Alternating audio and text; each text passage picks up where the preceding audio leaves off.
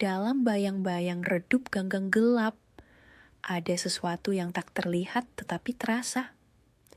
Entah dari desiran angin di tengah malam, atau suara samar derak-derik yang berasal dari entah mana. Itulah dunia yang dipenuhi oleh kisah makhluk halus, siluet tak kasat mata yang hidup dalam cerita rakyat Indonesia. Tapi, ini bukan sekadar cerita untuk menakuti sebelum tidur.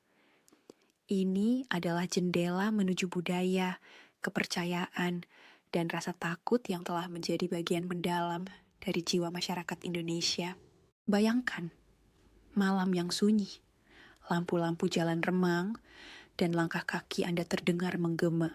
Lalu, tiba-tiba di sudut mata Anda ada sesuatu yang bergerak cepat. Ketika Anda menoleh, tidak ada apa-apa. Ataukah ada? Tak perlu merasa aneh, karena kehadiran hantu di sekitar kita adalah sesuatu yang telah lama dipercaya. Di Indonesia, berbagai makhluk halus seperti kuntilanak, pocong, dan tuyul bukan hanya cerita, tetapi simbol dari konflik batin, moralitas, dan bahkan sejarah. Mulai dari kuntilanak, sosok wanita berbaju putih dengan rambut panjang yang menyeramkan dan suara tawa yang bisa membuat bulu kuduk berdiri.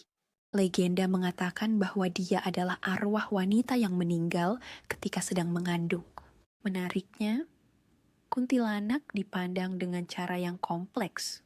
Ketakutan terhadap sosoknya seringkali mencerminkan stigma sosial di beberapa bagian masyarakat, seperti bagaimana perempuan yang tersisihkan atau tidak sesuai dengan norma dapat dipersonifikasikan dalam sosok ini. Perlu disadari bahwa kisah hantu tak hanya sekedar hiburan, tetapi juga sebuah refleksi bagaimana manusia menangani trauma, duka, dan rasa bersalah mereka. Lalu, ada pocong, hantu legendaris lainnya yang tak kalah populer. Dengan tubuh terbungkus kafan putih dan hanya mampu melompat, keberadaannya sering digambarkan sebagai arwah yang tidak tenang karena prosesi pemakamannya tidak dilakukan dengan benar. Pocong adalah pengingat akan ritual dan tradisi yang sangat dihargai dalam kehidupan masyarakat Indonesia. Ini juga menunjukkan betapa kematian bukanlah akhir, tetapi sesuatu yang perlu dipastikan berjalan sesuai adat. Namun, makhluk yang menakutkan tidak hanya berpusat pada kematian. Ada tuyul, hantu kecil mirip anak-anak yang dikenal sebagai pencuri harta benda. Dalam cerita rakyat, tuyul biasanya dipelihara oleh individu yang menginginkan kekayaan instan. Tetapi dengan harga yang mahal, kompromi etika dan moral.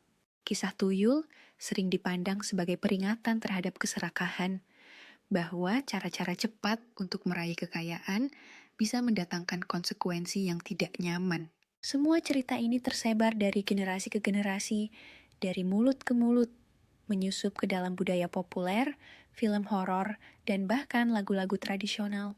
Tapi mengapa mereka begitu relevan? Jawabannya terletak pada rasa takut manusia. Takut pada hal yang tidak dikenal, takut melupakan tradisi, dan takut melanggar norma. Hantu-hantu ini adalah perwakilan simbolis dari rasa takut. Tetapi mereka juga menjadi pelajaran bahwa setiap perbuatan memiliki konsekuensi. Dan setiap jiwa yang gentayangan menyimpan kisah yang patut untuk didengar. Setiap jiwa yang gentayangan menyimpan kisah yang patut untuk didengar. Di berbagai daerah di Indonesia, hantu-hantu hadir dengan wujud yang berbeda-beda. Di Jawa Barat, ada kolong wewe yang dikenal mengincar anak-anak. Di Bali, ada leyak, makhluk yang sering digambarkan berbentuk kepala menyala dengan organ tubuh menggantung. Di Kalimantan, hantu Banaspati terbang dengan api menyala-nyala, mengintai di malam suram. Masing-masing dari mereka memiliki cerita, latar belakang, dan makna budaya yang unik. Tetapi semuanya membawa elemen ketakutan yang sama. Mengapa cerita ini tetap hidup, bahkan di era modern? Salah satunya adalah daya tarik universal manusia terhadap misteri. sesuatu yang tidak kita mengerti, sesuatu yang tidak bisa kita jelaskan, selalu memiliki daya tarik tersendiri.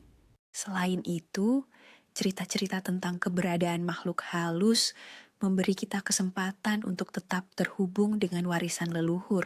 Sebuah cara bagi generasi muda untuk mengenal kepercayaan, nilai, dan cara pandang orang tua mereka. Namun, ada dimensi lain yang lebih dalam. Sosok-sosok ini juga kerap kali menjadi saluran untuk menyampaikan kritik sosial, sindiran terhadap keserakahan, penyimpangan norma, atau bahkan pengingat untuk tidak melupakan asal-usul kita sendiri.